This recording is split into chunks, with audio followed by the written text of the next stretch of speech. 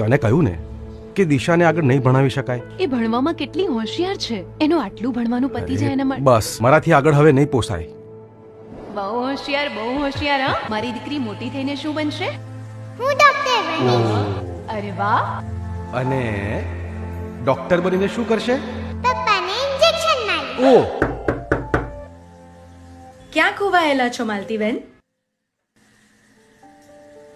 એક શિક્ષિકા છું ને, એટલે ભણતરનું મહત્વ સમજુ છું. આપણા વડાપ્રધાન નરેન્દ્રભાઈ મોદીનું સપનું છે કે દીકરીઓ ભણે ગણે અને ખૂબ આગળ વધે. એમના આ વિઝનને ધ્યાનમાં રાખીને ગુજરાતના મુખ્યમંત્રી ભૂપેન્દ્રભાઈ પટેલે નવી યોજના શરૂ કરી છે, નમો લક્ષ્મી યોજના.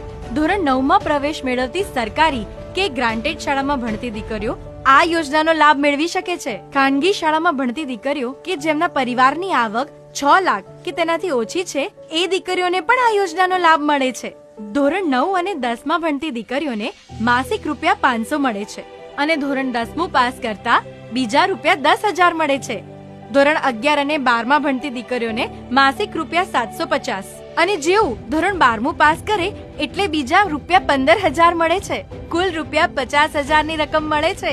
તો કાલે જ 9મા ધોરણમાં એડમિશન લઈ લઈએ. હા, મારી દીકરી ડોક્ટર બનીને શું કરશે?